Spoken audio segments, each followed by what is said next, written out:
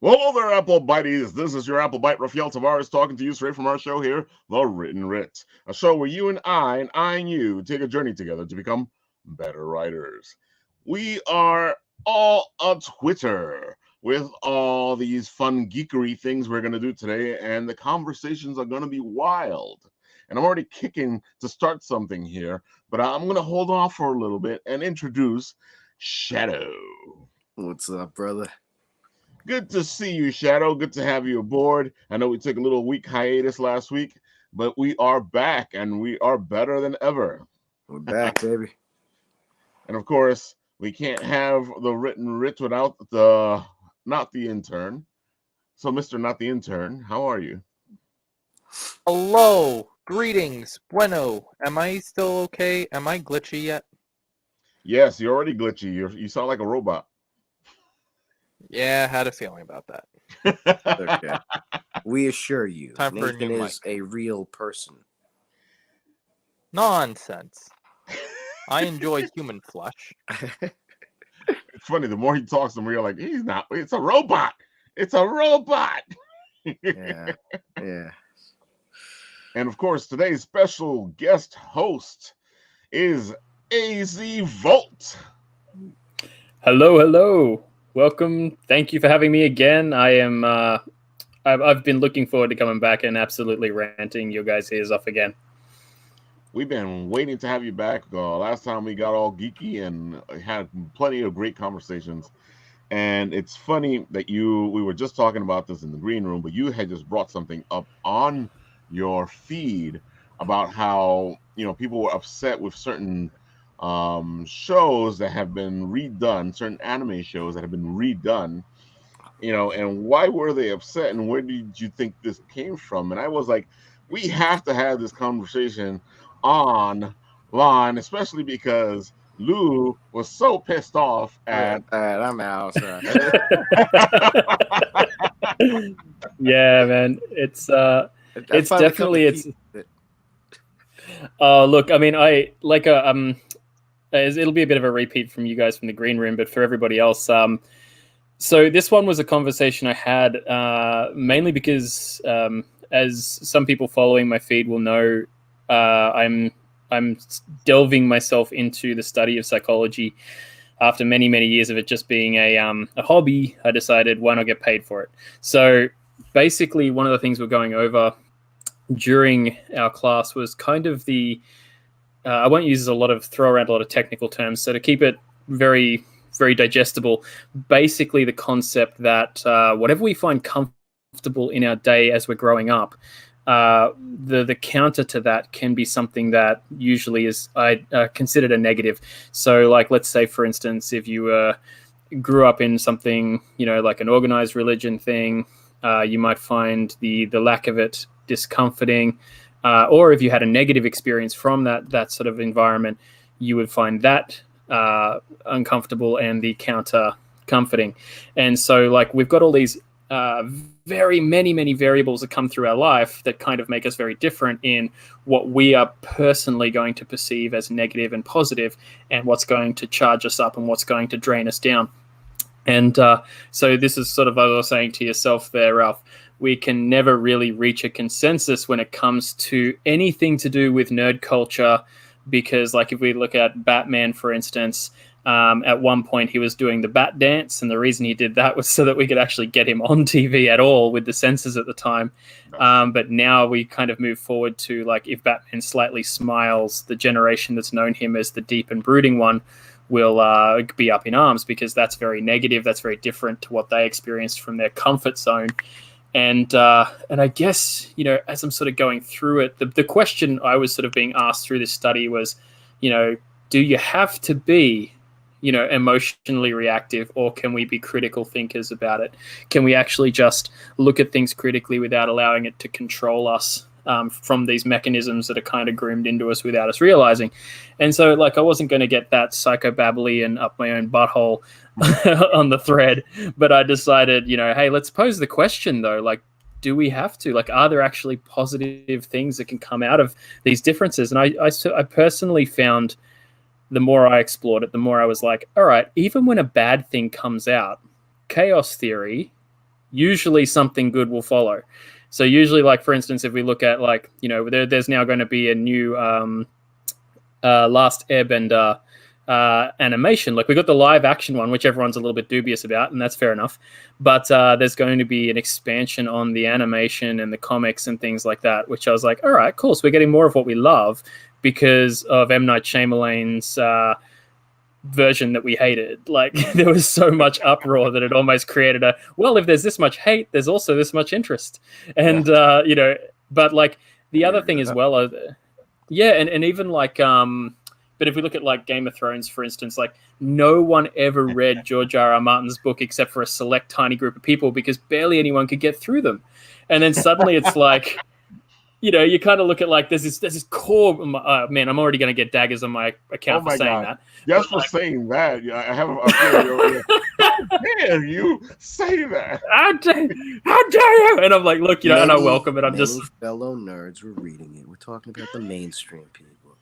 Like it's. I mean, I find that like you've got your people who are George R.R. Martin, you got your people who are Jim Butcher, and you got your people who are both, and then you've got your people over there who are, let's face it, they're more into the Anita Blake stuff because we all know what they're there for the Anita Blake stuff for.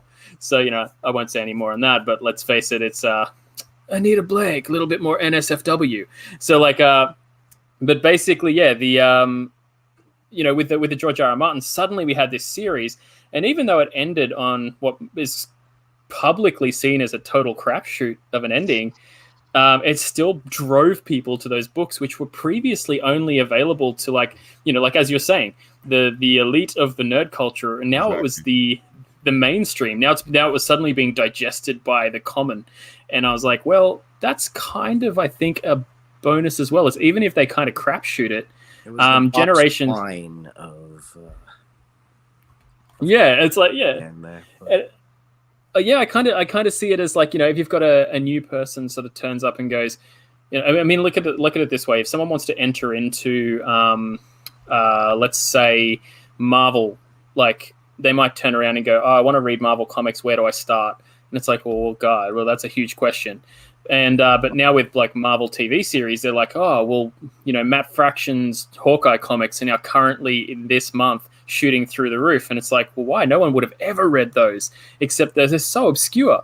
But now suddenly, because even though people are saying, I don't like it, or I hate this episode or something like that, it's like, yeah, but still the original artists are getting so much more attention now than they ever would have. They would have been lost. And like even artists that previously were uncredited on those works, like let's say the stylistic artists, like not Matt Fraction, but like Arja. And like, Arja's actually getting recognition now. And it's like, well, that's fantastic because he was kind of forgotten about. And it's like, so yeah, I mean, that's my argument anyway. Mark Torres from It Came From the Radio is saying, remember, the opposite of love isn't hate, it's indifference. Yeah. And that's exactly what you're saying right now. Mark Torres is in It Came From the Radio, as in the radio station that has a monthly show? It Came From the Radio with Mark Torres. And of course, our buddy here at the Writ and Bitten Apple TV. We love Mark Torres. We do a lot of things in conjunction with It Came From the Radio and Mark Torres. Sometimes other people are on it. Dominic Sperano or Charlie Saladino. And attention but no money. Yeah, on. exactly. I'm sorry. Attention but no money. That's the plan. And Mark says it's a weekly show. Weekly show. Yeah, but I'm thinking of a live show. Well, yeah. Well, once a month you're live. If you catch it, on the live day. AZ, you're not kidding. It's one of the things I like to say all the time. And I make sure that I tell people like, look, I love this guy. I love Tom Holland. I love Spider-Man. I love what he does with the character. But this is not my Spider-Man. My Spider-Man was more self-reliant. Was more of his own person. Was more of a this Spidey. He's a great kid. But he's actually Tony Stark Jr. Yeah. Well, I have a feeling I haven't seen Spider-Man, No Way Home yet, but I have a very big feeling that's what's getting set up in that movie. Exactly. Mhm. because I believe like they're going to do 9. From what I understand, the intention is to do 9 movies with him, Yeah. and so they're going to have like the baby Spider-Man, and then I dare say by the end of this movie, you know, we won't be saying like, "Hey guys, hey, what's up?" We'll be hearing like, you know, "I'm Spider-Man, and this is blah blah." Like we'll be hearing more of the. I dare say we'll be hearing more of the Brooklyn voice come out of him, where he's just like, you know, he's gritty, he's burnt out, and then we're going to see the university phase. We'll see like 3 movies where he's in university Spider-Man, where we start seeing him actually take on his own stuff, and like, because I mean, just from the ads, like I'm not doing any spoilers here. No. We can all see it in the ad. Is it out where you're Do- at? Because Yeah, it's out. It should. Yeah, it came. It's released today, but like Yeah. I haven't seen it yet.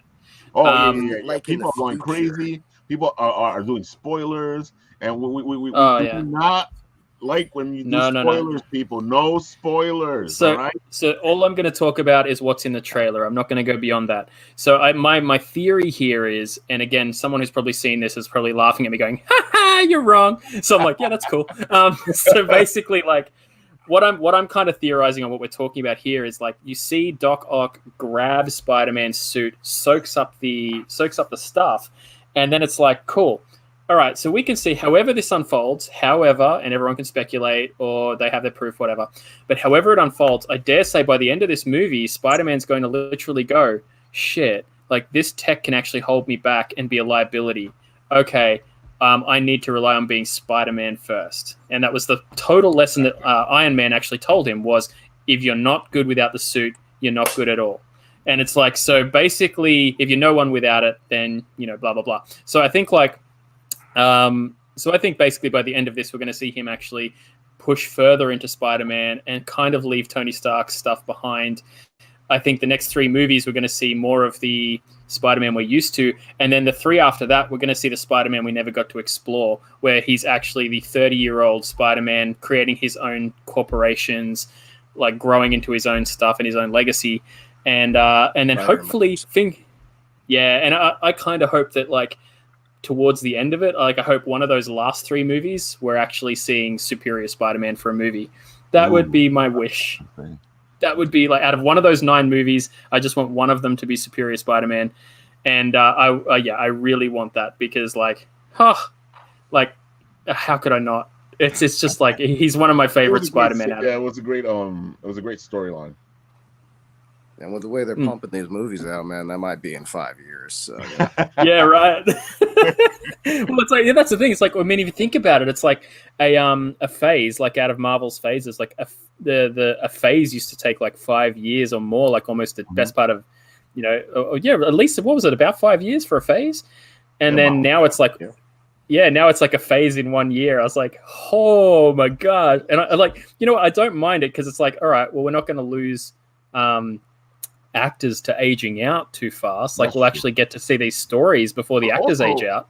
Also, one of the reasons why the phases are moving faster is because they have the TV shows now, which they didn't have before, or they weren't connected to the universe like they are now. Yeah, and especially if like, you know, I mean, just the word multiverse of madness, like if they use that, and I think people are underestimating Loki. Like the Loki series really kind of made us all go, okay, cool. They can be variants, but they don't have to look the same. And it's like, did anyone just realize that they just gave the perfect excuse to merge every single property at once? Yeah. And it's like, yeah, like that's you can have like a new Wolverine, and they don't have to erase the old Wolverine, and you can have like a little nod. Yeah, right. We got to have the Danny DeVito one. It was going to happen, and I still kind of want to see Tom Cruise. Sorry, what was that? Yeah. I still want to. I don't want him to be the ongoing Iron Man. I just want a cameo. I just want like Tom Cruise, and I kind of hope that he's playing Top Gun when he lands. Like, comes in the chat. Hey guys. It's I completely forgot that Tom Cruise is supposed to be to Iron Man. Oh my god. Yeah, right. Yeah, right. I'm like, look, I think Robert Downey Jr. was the best, but like, I still like if they're gonna do that multiversal crossover, I'm like, please have him just launch in, slam into the ground. You know, maybe Tom Holland's like, oh my god, Mr. Stark, and then like the helmet pops up and he's like, yeah, and it's like, what? Sounds like you want that, but I want Superior Iron Man.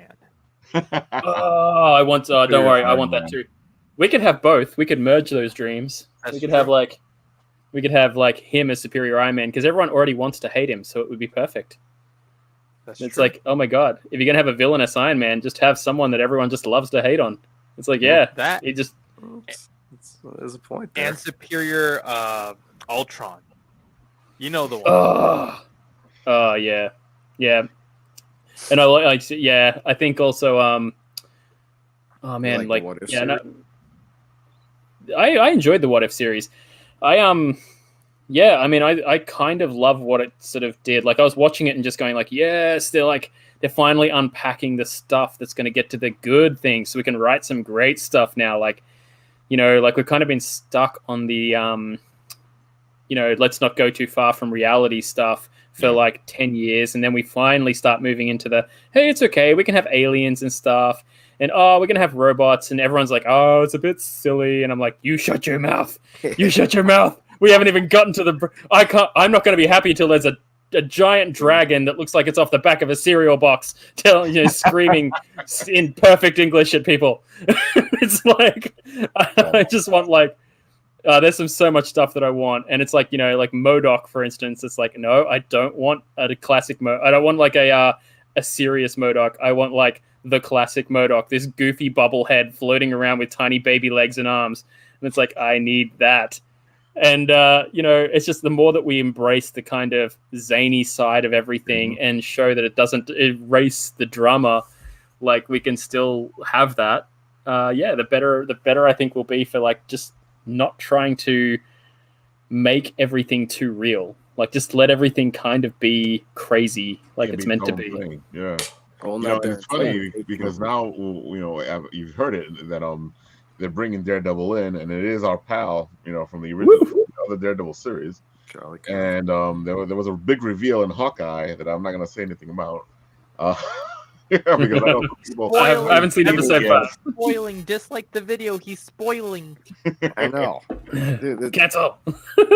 And with Son the of biggest Satan, how you doing spoilers that over there? definitely no one ever saw a million miles away coming. But anyway, it's still awesome. Oh They're man. both Okay, we'll spoiling. go. Like They're both spoiling. I'm gonna see episode 5 pretty much after I finish with you guys. I'm gonna go. Oh, wait treat till you myself see to- this episode. I'm loving it so far. Yeah, me too, man. I'm enjoying it a lot. I don't know. Like, I mean, I get it. Like, I Especially get this why episode. some people. Oh, you got me so keen now. Dude, It's, I see like the origin story, like the all silent origin story. I thought it was amazing. Mm. Like, yeah, like dude.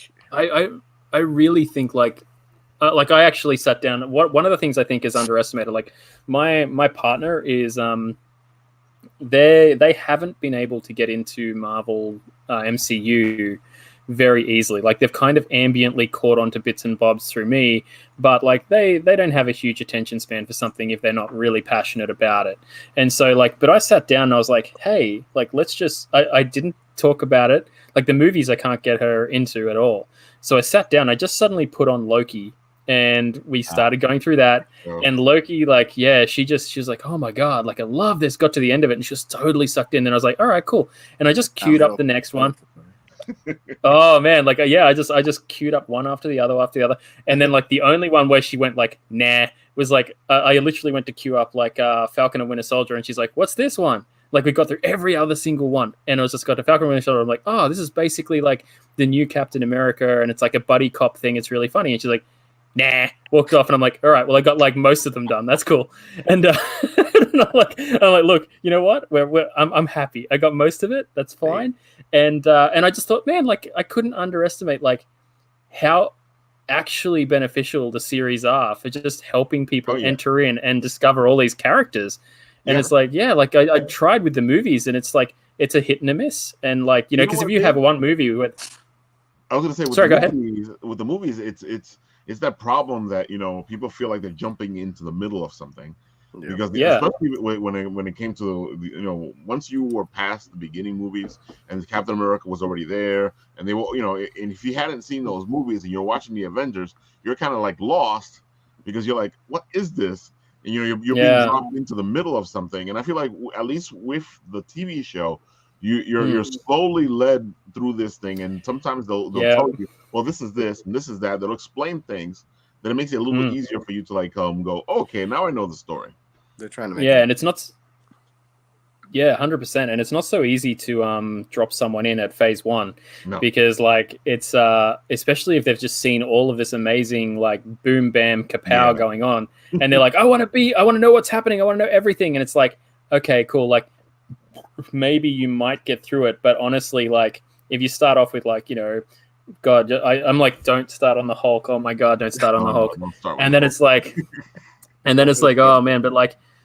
Yeah, and then you got the original Captain America, which I have to say I loved it at the time. I really did. It was amazing. It's one of the best things I'd ever seen at the time. I was like, oh my God. And then I go back and I try to watch it and I'm like, it's still got a fondness in my heart, but man, it's no flame next to what's happening now. These guys have really come along.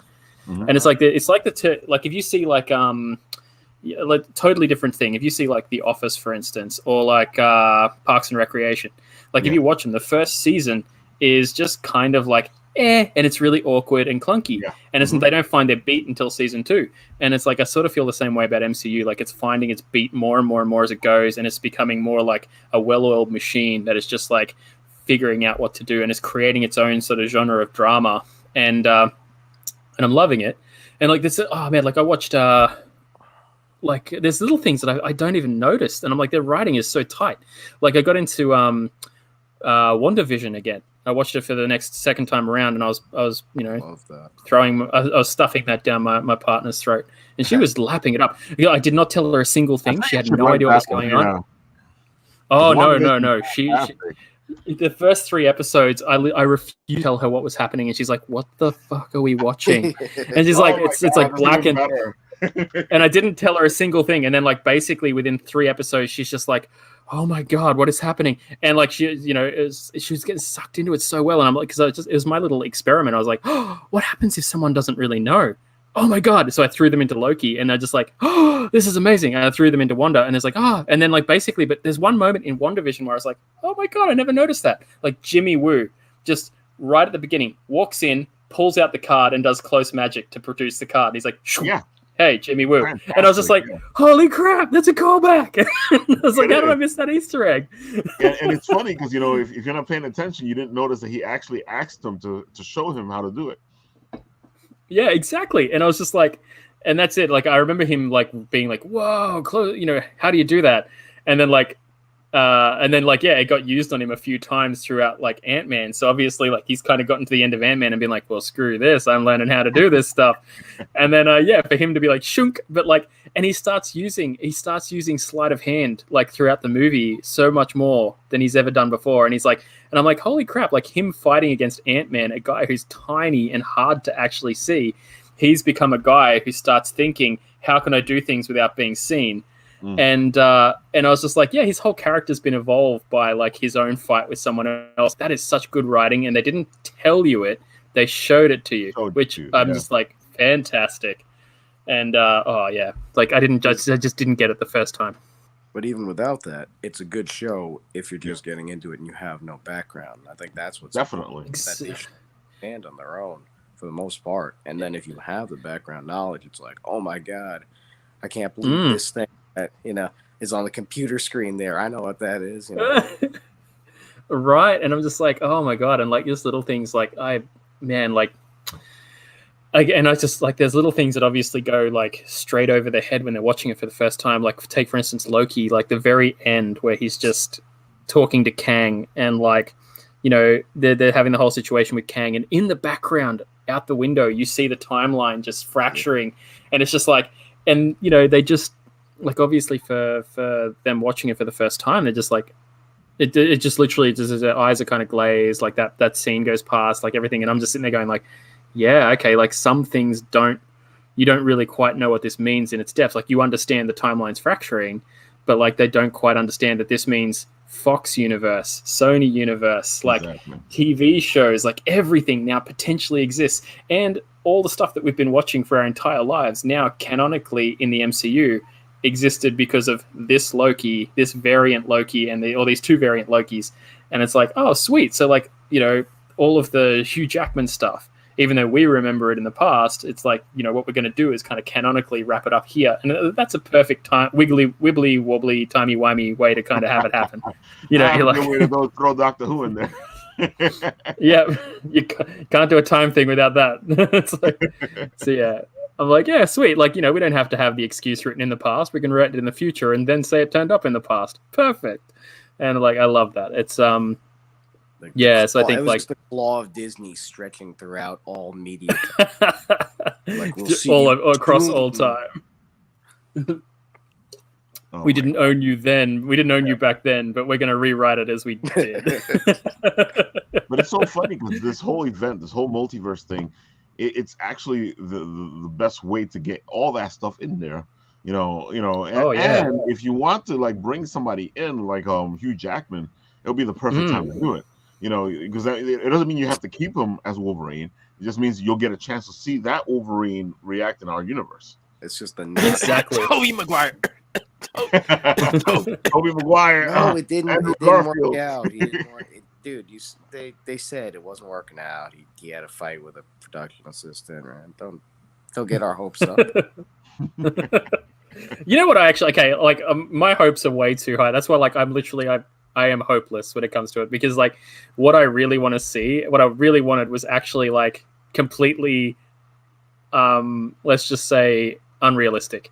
Like I basically wanted to see kind of the sort of cast lineup that they had in Spider-Verse, plus also the rumors that we've had for No Way Home. All of those cast together, kind of like, so we kind of have like Nicolas Cage rocking up as like Spider-Man Noir. We kind of had like Miles Morales. We had like Ghost, so like Spider-Gwen, Spider-Ghost coming in. It's Ghost Spider. Ghost Spider coming in. I think that's the new branding of her now. Is it new or is that old? I know it's like all the TV shows are now Ghost Spider, and like all the merch is Ghost Spider now. So I'm just like, did I miss that? I mean, it makes more sense. It's definitely better than like Spider-Gwen, because that's kind of not very good for him. Why wear a mask if you're going to go around and go like, my name's Spider-Gwen. Who are you? Not Gwen. The first time I heard the name Spider-Gwen, I was like, why would you call yourself Spider-Gwen? Doesn't that like reveal your identity right away? Yeah, I mean, like, just why bother with the mask? I mean, rock it out. Just like, balls to the wall. It's just like, hey, my name's Spider-Gwen, and I care nothing. I have no responsibility. It's like, yeah, no, I just... I'm Gwen. He's Gwen. He's Gwen. You're Gwen. I don't know. We're all Gwen. They might all be there. They might all. We have the Spartacus moment. I am Spider-Man. No, I am Spider-Man. I am Spider-Man. I'm Spider-Man. Then just some random guy. I'm Spider-Man. No, you're not. And then we just have Doc Ock just push us all to the side of the train. Yeah, right. Oh, Doc Ock can even say it. I'm Spider-Man. Well, actually, he does. Doc Ock does the superior Spider-Man. Superior Spider-Man. Doc Ock giving us the ultimate. Well, actually. Well, actually. Hello, Peter. That is man. Line. Yeah.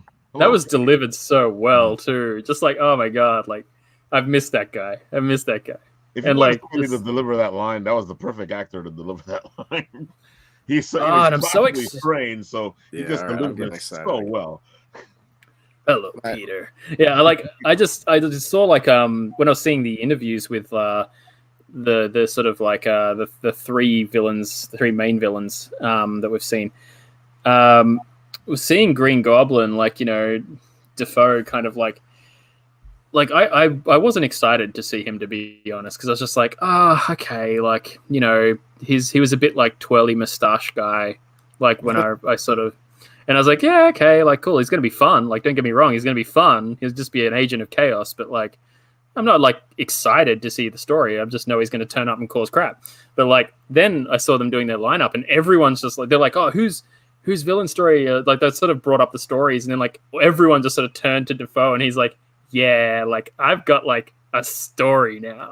And it's, like, a cause and a purpose and all this stuff. And I was like, oh, okay, now I'm in it. Like I was already here for Doc Ock. Like, I just love the actor, but like now suddenly I'm in. Oh my god! And like again, I really want to see what I really want to see what they do with Electro, because I'm just like I feel like he kind of got like as people have been joking, he's like, Spider-Man didn't come to my birthday. So I kind of want to see what they do with him now that it's like actually like pretty decent writing. Now he's mad. Yeah, right. And I love the idea that like all of these bad guys are going to come through kind of as they were, and then like steal a bunch of Stark tech, and then just become complete badasses. I'm like, yeah, that's pretty sweet. That's kind of cool. I like that. Oh man. All right, it's just like I'm dying to see this Spider-Man movie, but I wasn't going to jump in there with everybody else. I'm like, no. I've been in the theater for these crazy premieres now. Yeah, like I'm thinking. I don't know. Like, I mean, we've got with the way that Hello. I've just. We're sort of like, all right, we're gonna go see it, but I think we're gonna probably go see it on like a Monday morning. Like, go get some nice tickets at a place where we can kick our feet back and. A bit of distance between us and everyone else, and obviously a lot less like absolute screaming, because like it's either going to be like boo if it hits the end and there's not a payoff for all of the rumors, or it's going to be like endless screaming if the payoff happens, and then definitely. Which I mean, not a spoiler, but everyone I've seen who I know who's seen it so far is just like really excited. Yeah. I'm so keen. I'm so keen. Yeah. No, so I think I'm just gonna. I think like I've done enough Marvel grooming on my partner. Sounds insidious because it is, and then I think I'll just be like, yeah, hey, we're gonna go out for coffee, and just like, yeah, the coffee happens to be in a chair in a cinema, and we're seeing Spider-Man. But sorry, are you in the new? Oh, you like it? Because I mean, yeah, maybe I'm in there. It's yeah, man. I'm so keen for that one, and I think what else is coming out with this week? We've got that. Oh, Ghostbusters! I got to go see the Ghostbusters one. I've been seeing so much good stuff. Roaming Tony, who got to see it early at New York Comic-Con, has been raving about this movie since he saw it. He calls it the actual continuation to the series, and a must see. Yeah, man. I mean, like that's the thing. It's like I think that's the main thing. Like, I think I really love that they didn't really sort of delay it too long. Like, there was 2016 was the last attempt, and then they kind of went, okay, let's have another go. And it's like, well, okay, we've waited, but we haven't waited like a decade, and it's been half a decade, I guess. But like, it's sort of like they got it back into production, and we got it back out, and it was good, which to me, that's what I was saying before. It's like, even if something bad comes out, it kind of gives people something to look at to say, okay, we probably should do it this way next time. Yeah. And like, because I mean, I'm going to be honest, like if we really stuck true to the 80s version, it would have been a lot more cheesy than it was. And, it's just like, I've seen probably I got to see like a 30-minute insight to it. I got sucked into like a version of it because like all these spoilers were coming out, and I'm like, I gotta see it. So I ran online, found someone with a parrot on their shoulder, and watched 30 minutes. And I just sort of backed out because I was like, no, this is actually really good. Oh my god, this is really good. And I was like, no, this is really crap quality. I don't want to. And I just went, no, I'm okay. I'm backing out. I'm backing out now. I got to go see this in the cinema. And then I was like, okay, how did this? Like everyone's just like, the ending's amazing, everything's great, and I just thought, man, like that's fantastic. That's what you kind of want. You want like people sort of looking at it. But what I did see is the tone was same but different in a good way. It felt like a progression. Yeah. Like it didn't feel like, hey, here's the same characters. Like the character, I saw the part with Dan Aykroyd's character in the middle, and I was just like, oh, cool. He's not like the same guy. He seems like a guy that's actually like aged with the world. Exactly. Like aged he actually with the world, aged with the company. Even when I was watching the trailer and you hear Ray answer the phone, you hear him jaded, and you get the feeling, okay, stuff has happened. Things have moved forward. He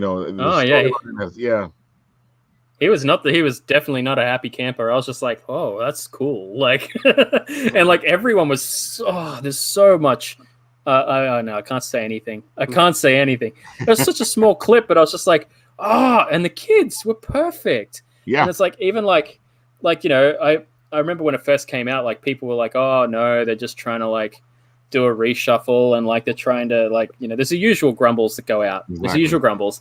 And it's like, you know, I think also when, you know, one of the sort of lead characters is, you know, been cast as a girl as well, there can be some just reactionary aggression to that as well sometimes.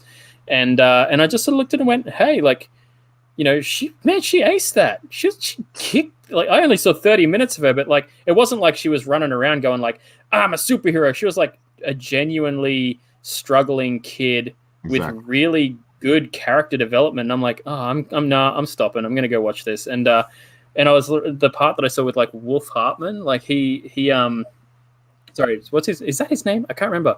Something Wolf. There's a wolf in there. The guy from the guy from Stranger Things. The kid, yeah. I was a bit worried that he was going to sort of overshadow it, but like, no, he's just kind of like, he came in and he was just like, yeah, he played his bit in the bit I saw anyway. He might have very well like changed it, but like, yeah, everything seemed really well balanced, and I love that like the character that I was seeing seemed genuinely isolated, and it sort of helped to echo the story of another character that, from what I could gather, had been very isolated, and all I can say is just from that little bit that hooked me straight away. So I'm like so epically keen to just like devour buckets of popcorn, just gluing my eyes to the screen. I'm just like, please. I feel you completely. Like when I finally figured out what the actual storyline was, I was like, okay, this is actually a follow-up. This is a great follow-up to the movie. They're actually giving nods to the original movie. You can see where they're trying to mesh and weave everything together. And I'm like, okay, now I like this. Because my issue with the movie with the women wasn't the fact that it was women. It was the fact that it wasn't a continuation of the storyline. Exactly. That was my problem. I literally went like, what it felt like was like kind of, it's hard to be excited for something when it also feels like at the same time you have to grieve the end of something else. Exactly. And it's like, if someone sort of goes like, hey, by the way, we're restarting this thing, then you're like, well, that means the other thing is finished. And that sort of brings in pain into the idea of it. And like I was saying before, it's like if you've grown up with this other thing as a positive, then the idea of leaving it is your negative. And so you're going to defend it very heavily emotionally. And so, you know, that's just a psychological recorded phenomenon in any situation. And so, you know, it's hard, like for everyone to kind of turn around and go, it's because of this reason or that reason or the other reason. It's like, I think it can just be as simple as it's different. And like, basically it's an end to something else. And which means, you know, a beginning to something new means an end to something old. But like when you basically continue something forward, like if you're not erasing the old thing and you're allowing something to move forward, then that usual emotional hatred doesn't really come along. And so, you know, when they sort of turn around with this particular Ghostbusters and are like, yeah, and like, look, in this situation, like the predominant singular focused character that everyone else sort of spans away from is a female character. And honestly, one of the best characters that I've seen in the Ghostbusters franchise for a long time. I love the fact that they kind of left it somewhat ambiguous whether, what was the cartoon called? Ghostbusters Awesome or something in the 90s. It was like Extreme. Extreme, yeah. Ghostbusters Extreme. They kind of leave it ambiguous as to whether or not that actually happened. And it's like, because there's a lot of my friends were like, who saw Extreme, were like, well, I think they kind of discounted Extreme. You know, it's like, did it happen? Didn't it happen? You know, I don't know. There was one. Okay, there's one thing that I kind of noticed, like with the ads, was that like Extreme actually like the Ghostbusters Afterlife actually played a merging of the Extreme and the traditional theme tunes together for their ad. And I was like, oh, hang on, does that mean these? And then it literally changed. It went like, it started off with the original Ghostbusters, then the score merges into Ghostbusters Extreme, and then it changes into a totally different thing. So I was like, is that the timeline? Did we just musically get told the timeline? And I'm like, holy crap, like you just wrote out the other Ghostbusters all together and went like, nope, we're doing this, maybe a bit of this, and then we're moving in. And then like I was watching it like kind of going like in that, well, I mean, watching the little 30 minutes of it anyway.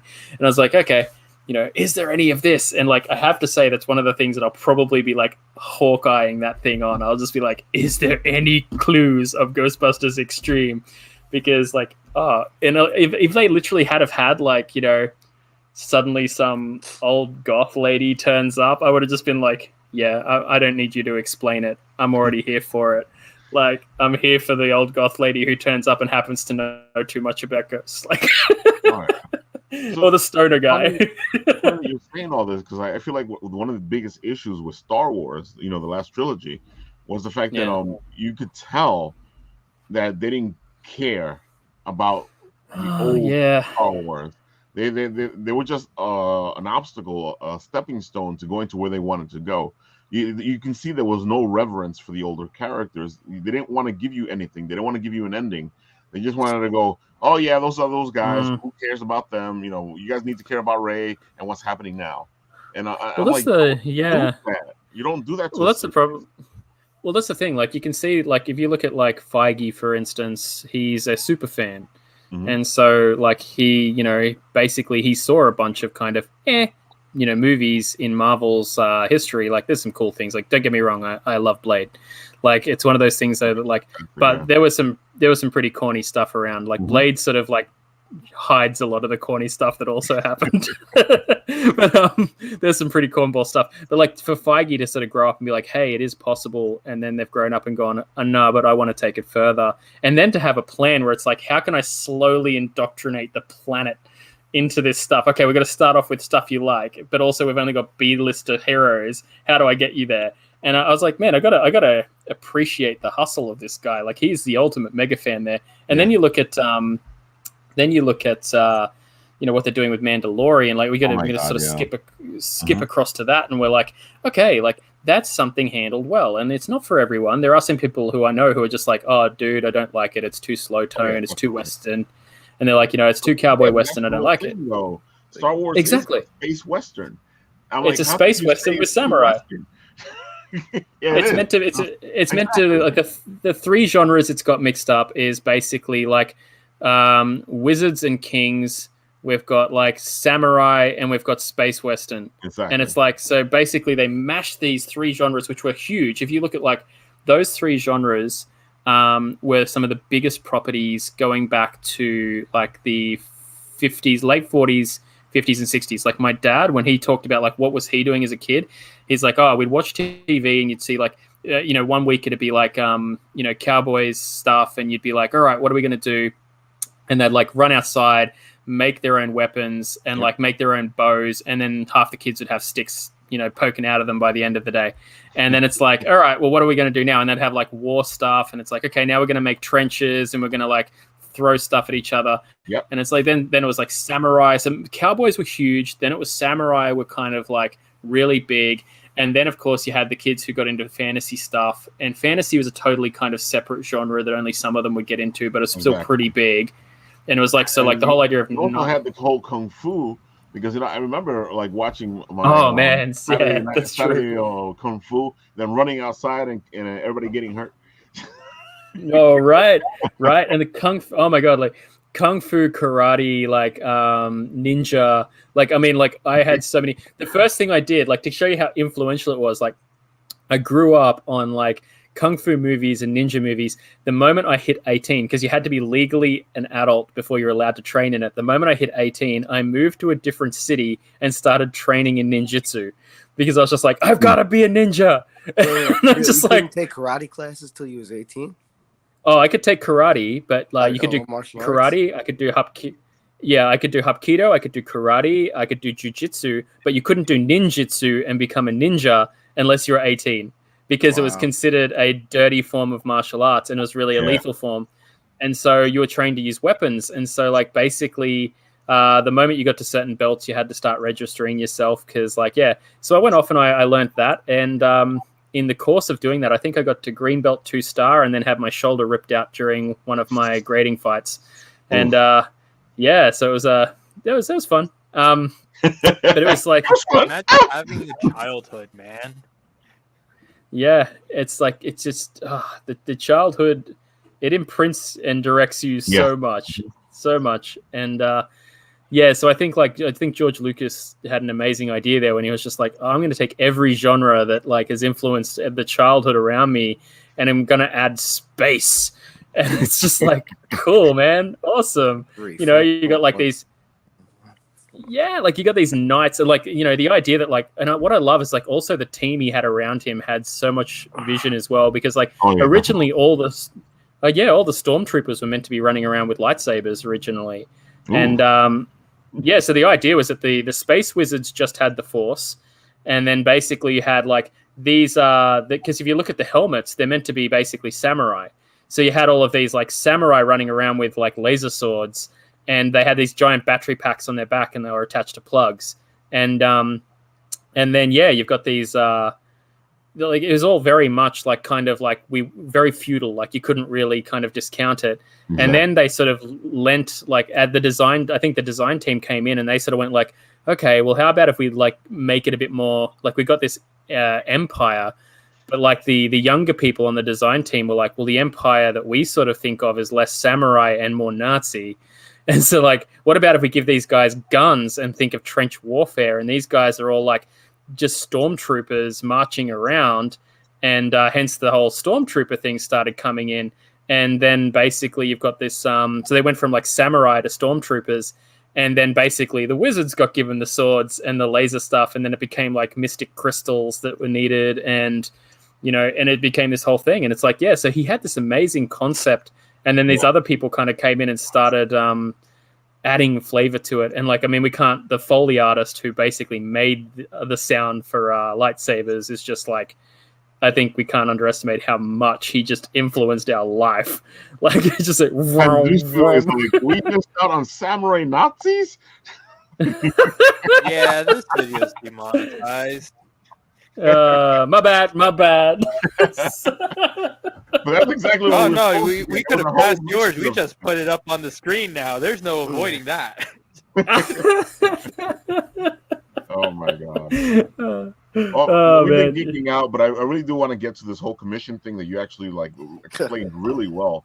And you know, and I think it helps out a lot of artists out there when the customer knows more about what they can actually do or not do, because I feel like they always ask you artist guys, oh, can you do this for $50? You know, and I don't think they understand what goes into part of it. I can do a part of it for $50. Ralf, what are you talking about? It's not like that was done recently. I didn't know. Yeah, like I mean, let me play the video first, so we can show the audience what you did. Hold on, let me share the screen here. All right, let me add the video. I love you. I hope you know think that. It's this one. Yeah, this one. Thank you. Here we go. How much would it cost for me to make one for you? Okay, well, what we're talking about here for everybody else who's just joining in, we're talking about how much does it cost for me to do a commission for somebody, and particularly getting their likeness put into that commission. Now, I'll go to my reference sheet for this one. So, for a bust up, so this is a bust here for an example.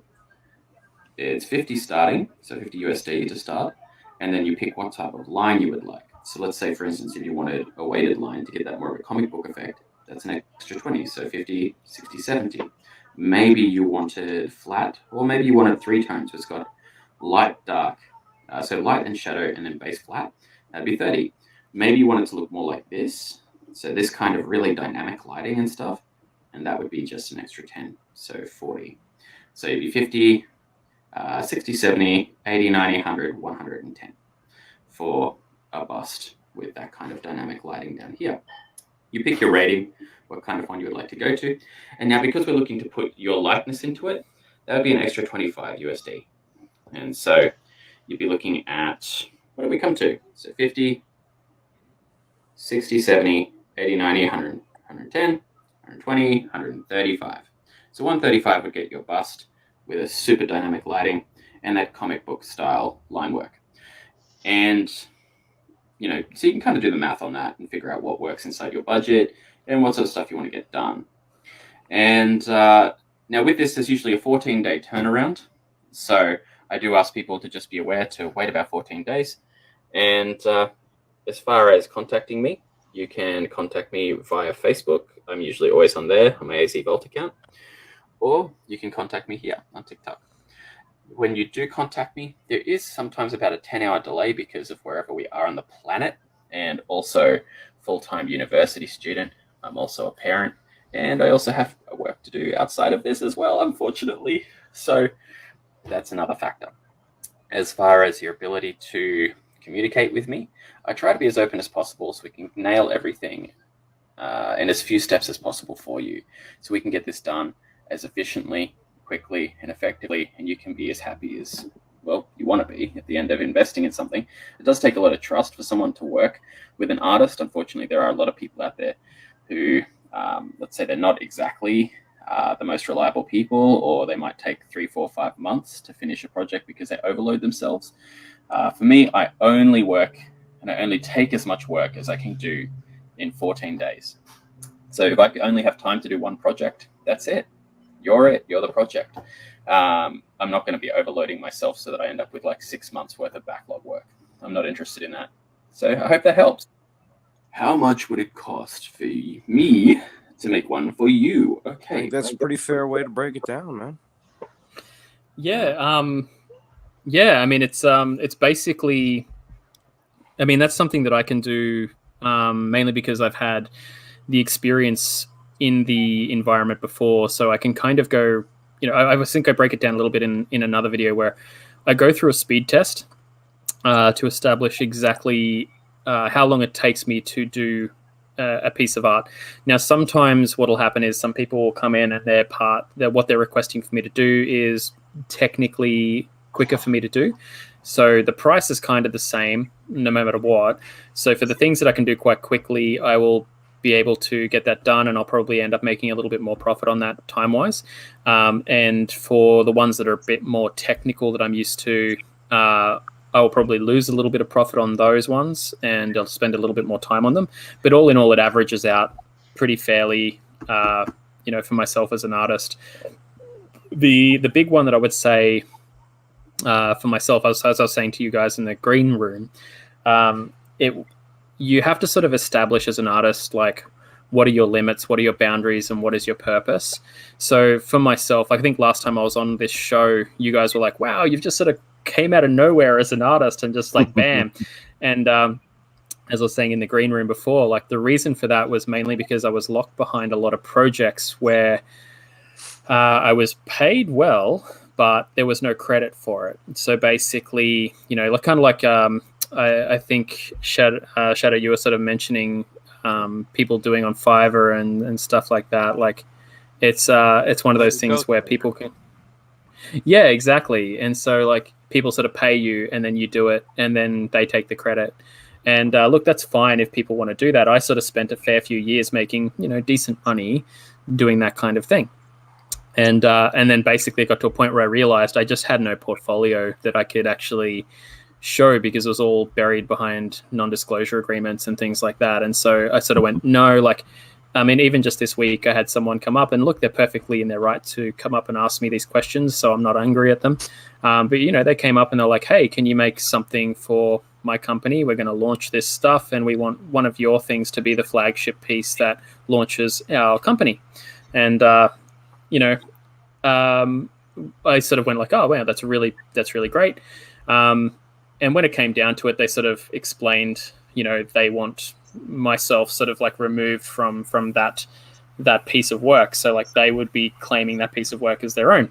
And for myself, like, you know, the pay was fine. Like everything's great. And look, people will want to do that. Some artists will want to do it. But for myself, I was like, nah, that's just sort of backtracking to where I was before. Like, and that's one of the reasons why I'm really happy to sort of do the prices where I am, because the prices that I currently do also include my signature, also include my publicity and my publication with those pieces. And so like, you know, if someone's like, hey, can you do a cover for me? It's like, yeah. And my cover will probably be a little bit cheaper than what they're used to getting in the industry, because also I'm going to have my fuck off signature right in the corner of it going like, hi, this is me. I was involved with this. You can find me on such shows as blah, blah, blah. And it's like, you know, so it's, I'm going to Troy McClure the crap out of that. And it's and that's a value for me that I personally think is important for my particular self to be happy and content. Because if you're creating art over and over and over again, but you don't feel any soul in what you're doing, you'll get to a point where you're like, oh, and like, you know, for instance, when people are like, oh, like, I mean, one of the biggest, I think, fallacies out there is sort of people going like, oh, if you get into like furry art, you'll be able to make so much money. And it's like they kind of see that community as a bit more of a cash cow. And it's like, look, yeah, like, of course, like that community has a much more respectable relationship with artists than I would say the general community does, because a lot of their identity can be tied up in visualization that needs to be represented through artificial means. So like you need to kind of draw their identity to have it exist. So therefore they've got greater relationships with artists. Now, you know, as someone who has drawn in that community, I can say, yeah, that's great. Like it's fantastic, but they do also credit artists quite a bit. But at the end of the day, I just sort of got to a point where I went, I'm not, like a lot of the stuff that's sort of needing to be done is fairly stock standard stuff for me. Right. And it was like, you know, I sort of went, all right, well, you know, I'm not really doing dynamic things that I want to be doing. I'm doing a lot of reference sheets over and over and over again. I was doing loads of reference sheets because, hey, I was quite good at it. So I was, you know, and you make lots of money doing reference sheets. Don't get me wrong. Like, you know, if you're doing reference sheets, or like if people are like, I'm not really interested in furry stuff, but I like the idea of doing reference sheets. It's like, cool, get into concept art, become a concept artist. You can make lots and lots of money doing concept art. But if you don't have passion in it, if it's not actually making you excited to get up, sit down at the desk for 8 hours straight and just churn out art, and then, yeah, you're going to just sit down at the desk. The dopamine isn't going to flow. You're not going to get any serotonin out of it. And you're going to leave feeling like kind of burnt out, depressed, and really sore back. Definitely. And then you're going to like, and so, yeah, like, you know, it's sort of like when you're writing, I guess you've got to like actually love what you're writing about. Otherwise it's just going to have no spirit. No, none at all. It comes out horrible. You know, it's stale. You're just describing me. What happened? What happened? He's just describing me. just describing me. There might be some lag or delay now, I guess. Yeah, so I mean, it's I mean, that's the thing. Like, full respect to anybody who does it. You know, if it's coming off as any ill intention, there's definitely none there. It's one of those things where, like, again, I've walked that path and I love that path while I walked it, but like, I kind of try to set my sails these days to whatever's currently thrilling me. And so for me, it was like, hey, I've never actually done a complete proper comic, just all of my own. So it was like, all right, I'm going to do that. I'm going to actually just say that, like, it's not like I want to make profit out of it or anything. It's just like, I just really want to tell this story and actually not have it turn up as like a half-baked idea that sits in a folder that gets forgotten about. I want it to be like completely realized, printed, put on my shelf, and then if I choose to, you know, forget about it, great. But like, chances are, like, I mean, yeah, like, I'm posting up the pages and stuff now. I'm trying not to release too much. I'm like, okay, like, the Patreon people, they'll get the pages, but everyone else, I'm like, all right, I'm going to kind of keep you guys to like a 6 to 12 page teaser and like try to keep it there. Cause like, there's so much fun stuff, but I just kind of want to keep it under the hat so it can have the impact. I can see that you're bursting to like, to show everybody. And then you're like, well, if you want to see more, go to the Patreon. And you're like, there'll be a lot more stuff there if you go. Well, it's like, I kind of, in you.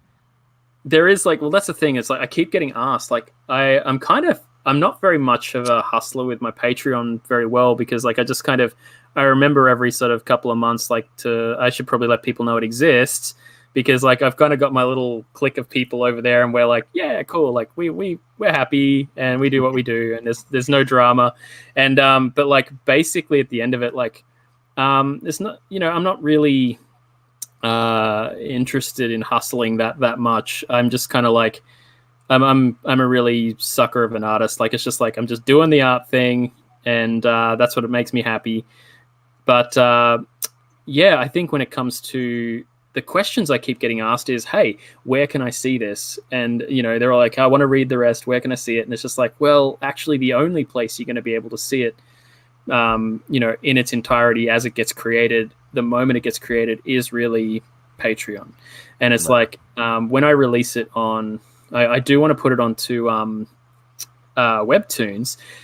but Webtoons has restrictions for their community guidelines. So it's the same as Facebook. Like, even if I posted it on Facebook, it's like, oh, I can't paste all of it because, like, you know, there are going to be some pages where I'll just instantly be booted and put in, you know, Facebook jail. And the same sort of thing with Webtoons. There's a certain point where they'll just go, no, you're instantly booted. You can't have some kind of like explicit, you know, rating or something on it. No, they've actually like they're very much just like, no, you're not allowed to have gore, or you can't have gratuitous violence. Like, you can have violence, but you can't sort of like have like blood and teeth smashing out of someone's mouth or something. You can't have drug references, and like, it's a satire superhero comic, so like, it's kind of like, it's not. I wouldn't say it's kind of as edgelordy as The Boys, but like, it does basically dance a lot of lines in order to be able to poke fun at stuff. And also, like, just the gratuitous zegziness for zegziness sake is just something that we really poke fun at. Like, there's actually, and what I do is I have rogues galleries of villains pass in and out to actually kind of orchestrate and illustrate these things. Like, there is a villain who I think I was telling you guys about last time. They turn up and they literally are just like pretty much just wearing kind of like body tape. They're not actually wearing much else, but the body tape's not even over this private parts. Like, they just sort of turn up and they're like flashing everybody, and every one of the heroes is just kind of like, oh, come on, like, that's too much. And then like, and pretty much one of the guys is just like, firstly, they really point out like the hypocrisy of like the invisible, like, there's like one of the girls on the team is able to go invisible, but they have to kind of drop all of their clothes and stuff to do it. And so they're like, well, you're kind of hypocritical, you literally fight in the full nude. And they're like, yeah, but no one's seeing it. Like, I'm not like, and then basically they come back to it and they're just like, yeah, I'm a villain. Like, I don't really care about morals or your rules. And like, why the hell would I follow your rules? And so it kind of, it comes back to that, like, where it's just like, yeah, I guess a villain, I guess, and again, what am I drawing from there? Because it's all satire. I'm drawing from stuff. So for that one, I'm actually drawing a little bit of inspiration from Bomb Queen. And Right. So, which for those who don't know Bomb Queen, go and know Bomb Queen. And so it's... Well, now that you're saying this, let me show them a little bit of what you're talking about, because I know you got your TikTok here where you explain your comic book. Let me put this up. Sure. I'm new. What is this? Well, firstly, welcome, friend. As for what this is, it's my satire superhero comic that I'm creating. Where can you find this? Patreon.com/AZVolt, AZVOLT, for all of the pages as they're created. Eventually, I will be hosting this on Webtoons, but only some of the pages, as Webtoons has restrictions on what can be posted. And hopefully in about a year or so, we will be getting this one sent off to the print so you can have a hard copy in your hot hands. Thank you so much. You have a great day. I'm new. What is this? Well, firstly, welcome, friend. It really shows it off. You're actually using TikTok to a good advantage here. And as it's funny because I've been seeing more and more artists try to use TikTok to their best advantage, and I think you're actually getting there. And one of the things that caught my attention, and which is why we're here talking about it, was when you showed how to do the commission thing. Because then it opened up other questions that other people had about how they should do it, how it was such a great rabbit hole, let's call it. Yeah, definitely. I mean, I think I've just for the last 2 weeks been answering questions mostly about that. And like most of the videos I've posted are just kind of expansions upon that. And then they've made more expansions. And it's like, okay, cool. And like for other artists who are out there just wondering, is it worth doing? Like, I think I try to at least answer like three questions a day. I just do a little video, get up first thing in the morning, nice, sexy, croaky voice, and just basically sip on my first cup of coffee, answer some questions. And I think in the last probably week and a half, my account's jumped up by almost 2,000 followers. So it's about 1,000 followers a week. So, like for artists, that's pretty hard to get unless you're literally doing, and like, I should express as well, that's almost 1,000 a week doing original content. So not doing fan stuff. And so that's the biggest thing. Like, I'm trying not to fall too much into the trap of going like, hey, if I do a picture of Batman, everyone will want to come to me. And like, that's how my account started out. It was just like, okay, cool. I'm just going to post up the stuff that I do. that are like kind of fan art stuff. And, you know, it got some people. It was cool. Like I got my first 1,000 people with mostly that sort of stuff. So it is a thing. But like to have like most of the people, like my largest engaged videos now, which are not as large as other people's, like, my God, there's some artists out there that are huge. So like I'm nothing special. But like the largest videos I have are original art. And it's like, so for me to be able to say like, for me to like stand there and go like, holy crap, like actually like, yeah, I'm getting thousands of engagements on stuff that's just mine. Like, oh my God, that's really freaking cool. Like, instead of it just being like, you know, hey, people want to engage with stuff that they know. And it's like, man, like people are coming and engaging with stuff they don't know, and they're liking it and they're sticking around. And so I'm really happy with that. Like that's a really funny. Awesome feeling.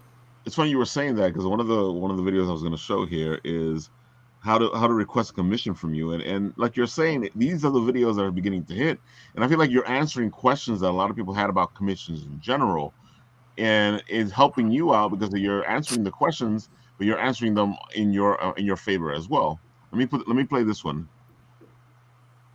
How is the best way to go about requesting a commission? All right, let's have a look. So basically, if you're wanting something like this, full body, and you want your likeness put in it, and maybe you want a friend done up, you know, whatever you want, basically, or maybe it's an original character and you just need to have some pictures immortalized to get it out of your head and deliver that idea to somebody. So basically, you can go through just coming in and chatting to me, and we'll work through it together. Alternatively, if you're like a bit nervous about doing that, you can come over to my commission sheet and let's have a bit of a walk through that quickly. Some people have seen this 100 times, so they'll be like, oh, not again. But basically, look, you've got your bust, waist up, or full body. And this gives you an idea of what you're looking at. Now, when it comes down here, you've got your, let's say, for instance, you want full body. It's like 90, but you want that in comic book style lining. So it's 90, 100, 110. And then you want your colors. You add in whatever price for whatever sort of colors.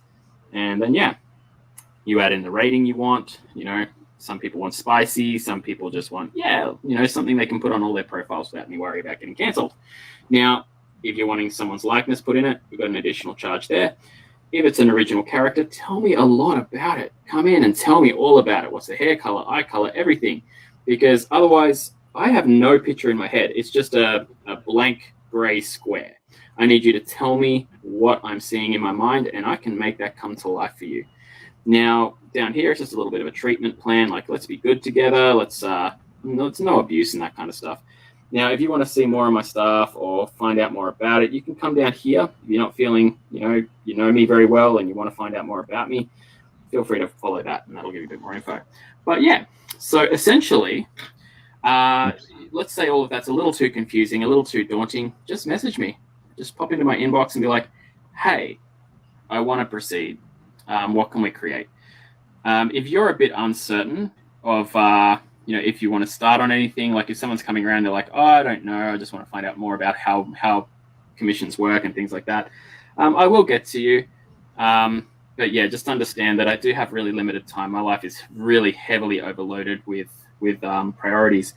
So if someone is ready to actually go through the process of ordering a commission and getting ready, that person will get bumped straight to the top of the attention queue, because I want to get that done.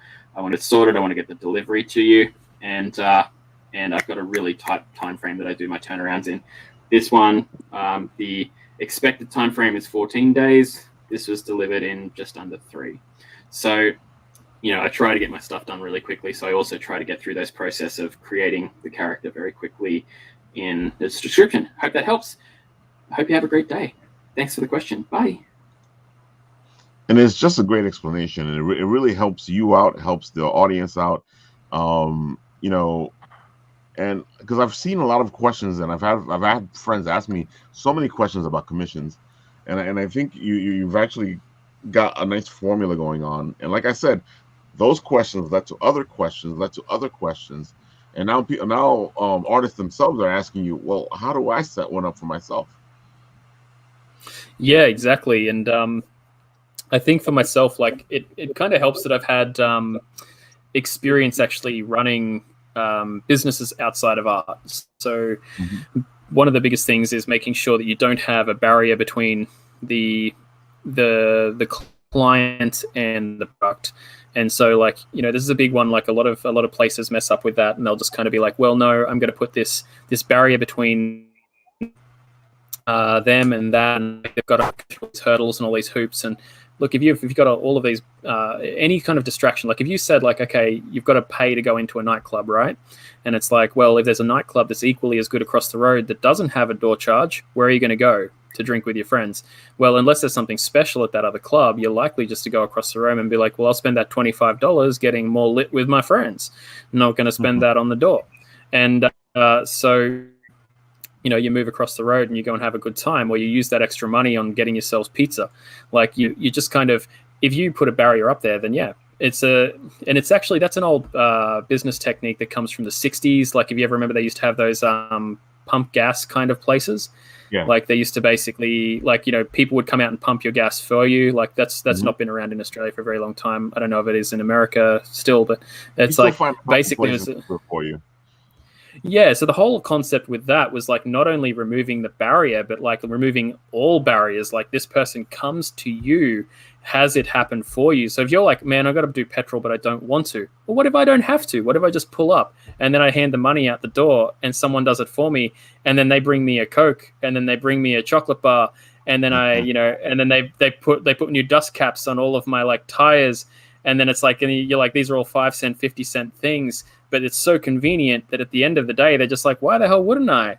And it's like, okay, of course. Like, yeah, let's make that happen. And it's like, look, it's to me, it's like if you can't make the process as easy as possible for someone who's turning up full of anxiety going, oh, man, like, what if I don't get this picture? What if someone doesn't, like, fulfill it to my needs and all that sort of stuff? If you can't remove their anxiety, then you're not coming out to their car in the first place. You're actually just saying, well, you have to not only come to my counter to see me, you also have to pay in all of these emotional ways to get through the door. And it's like, and not just that, but like then you've got to like figure, you know, like when someone's there, if I'm talking to somebody and they're like, oh, I want to get this done, and it's like, all right, well, cool. Like the other good thing about the commission sheet is it kind of sells itself. Like very rarely am I on the lower end of it. It's like, you know, whereas previously if people turned up and said to me like, hey, I want to get a commission of a full body thing done for my character, and it's like, okay, cool, like I can definitely do that. Right. And then they go, right, well, you know, how much is that? If I turn around and say, oh, it's about $150, they're going to be like, oh, that's a lot, and they walk away. Yeah. Whereas if they like turn up and they're like, oh, okay, I've got this thing, and okay, I looked at your commission sheet and I want to spend about $140, and it's like, yeah, cool, no worries. And they're like, I'm like, okay, that's what this will look like. It'll be like this, da da da. And they're like, oh, okay. And then they sit with it for a second, and then like half the time they're like, oh, actually I want the full body one. That's how much is that? And it's like, that's an extra $20. Okay, cool. And they like, then they're selling themselves by the end of it because they feel comfortable because you're being transparent. And like I was saying before, like I lived a life where my art wasn't transparent because I was locked behind NDAs. So now I feel like this overwhelming relief with living in this world of complete transparency where you can just kind of go like, hey, it's very, everything's very open, like work-wise and finance-wise and all that sort of stuff. Like to be able to turn around and just say, look, this is what, you know, we'll pay. And like moving into next, like I've had other people turn around and go like, it's too cheap, you can't do that. And it's like, look, man, like I'm a new, like because I'm a new, it's a new art profile. There needs to be like trust earned with the community. Like, so at a certain point, it's like, look, I can't turn around and be like, hey man, pay me $400. It's like, what? And it's like, yeah, man, I used to get paid $400. Like, pay me $400. And it's like, well, they're going to turn around and be like, I don't even know you. Like, go away. It's like, and like, you know, the companies I used to work for, like, they'd pay me that or more. But like turning around to like the average person on the street and saying like, pay me that much, they're like, I don't even know you, man. And it's like, yeah, that's fair enough. So you got to sort of bring it back down to street level. Work with the people, like build your reputation up from scratch, and then like, you know, every year you can give yourself a raise like once or twice a year. Like you might be like, yeah, okay, I've been doing this for a while at this and I've got really high demand. Actually, I need the demand to come down a little bit. I'll give myself I'll put like an extra $5 on each of those little things and bump it up by $5 all around. Right. And like when people pick all their things, it's probably going to give me like a $15 or $20 increase in around the circle. Yeah, that seems fair, and that's all right. And then like at the end of the year, you might be like, all right, like it's all picked back up again. I'm drowning again. Okay, I'm going to put another $5 on it. And that's how I'd sort of explain to other people to like incrementally increase their their pay I saw that wage. you did that in your videos. You actually there was later on. There's another video where you're explaining a lot of this stuff as well. To how you judge your worth. That's what you was saying before, where you do that speed work and figure out how fast you are, because that also helps you decide how much you should charge. You just broke it down so brilliantly. I was like, whoa. And you guys really do have to go check out his TikTok. He has all this stuff on there, and he's answering questions. And I know that us as creators, we usually have a bunch of questions that sometimes we can't have answered, and I think you should go check it out. And looking at the time now, I'm saying we're at the end of our time. So, AZ, tell the people where they can find you and what you're up to at the moment. Okay, they can find me at azvault _art on TikTok, azvault on Facebook. If they want to come over to the Patreon and check out stuff, it's Patreon/azvault, AZVOLT. And as far as what I'm up to at the moment, we have 2 projects. One of them is the one that I created with intention, which is the comic book Demoted Super Zeros. And that one is coming along quite well, and will be getting uploaded to Patreon, like just week by week as things are created, and you'll get to see all of the thoughts in my brain as they slowly bubble out and the scratching pages happen. But also, the other one that sort of came out of the blue seems to be a project where we're actually creating people's likenesses as star sign gods. And which is what we saw a little bit of in that explanation, Yeah, so that's actually not something that I intended to do. It actually happened through TikTok, basically posted my first one. And then someone saw it and went, yes, make me. And so that's VoiceOver Nomad on there basically was like, do this. And I was like, okay. And then I did it. And now we had 2. And then someone saw VoiceOver Nomads do it. And then they were like, do my partner. And then suddenly it was like there was 3. So we've got Libra, we've got Leo, and we've got Taurus. And hey, there's 9 other star signs. So if someone's deciding, I want to be immortalized as a star sign god, hit me up. Where at the end of it, we'll probably end up turning it into a calendar, and you can send it out to everyone for you. Yeah. I figure, I have to say, I'm one of those people. I saw it and I was like, damn it, I want one of these.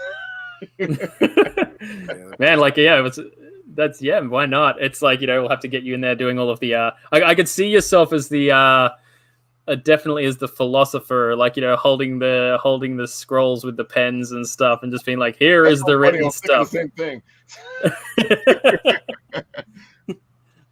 Definitely. Oh, but it's fantastic. I like what you started, and it's such a great idea, because people are going to want to see themselves as this, and like you said, right now you still got other signs to do for the first time, and who knows, from this you can probably go in a whole different direction with the gods. Hey.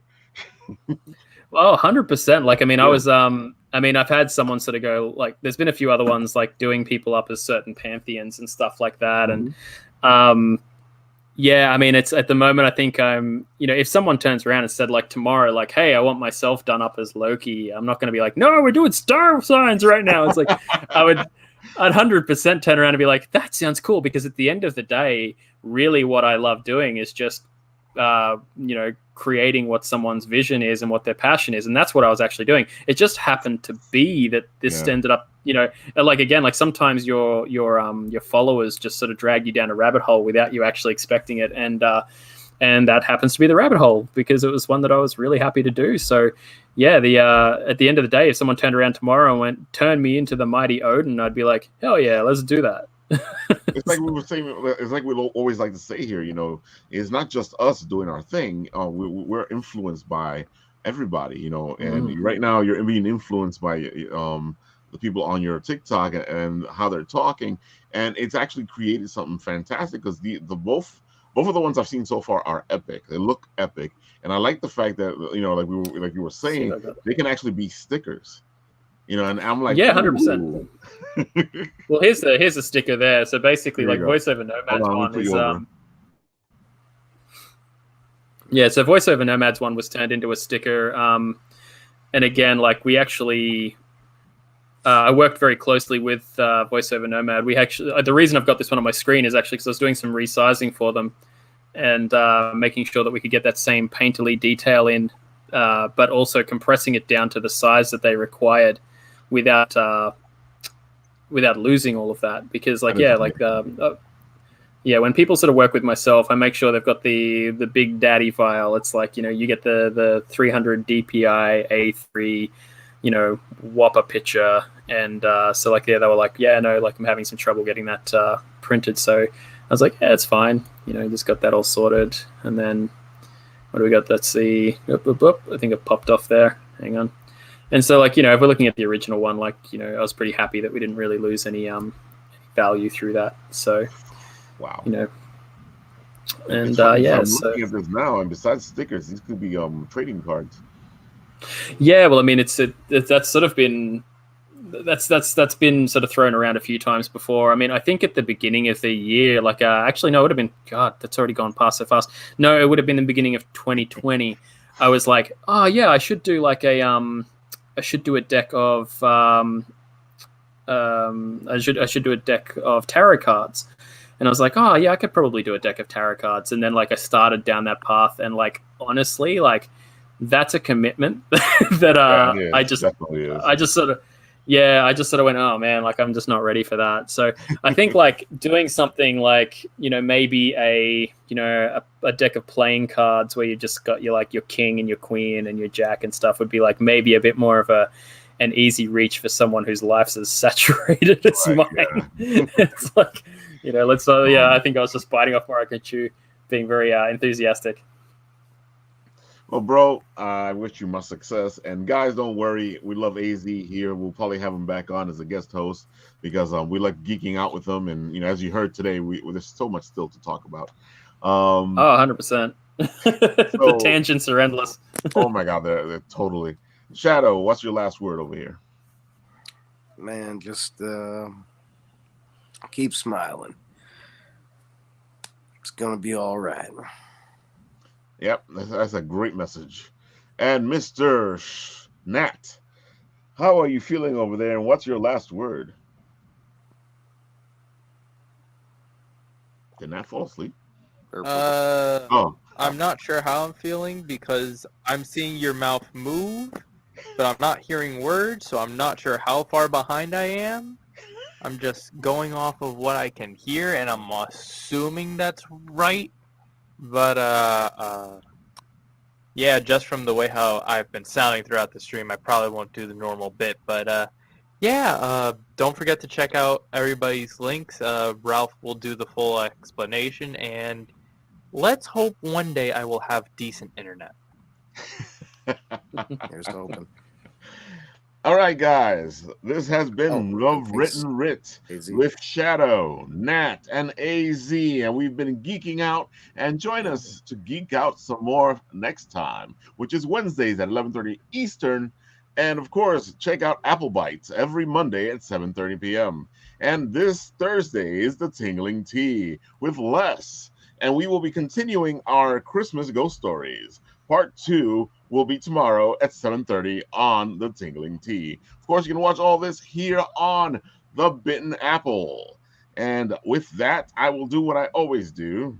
I will say the words I say while I press the button I press and see what happens and when we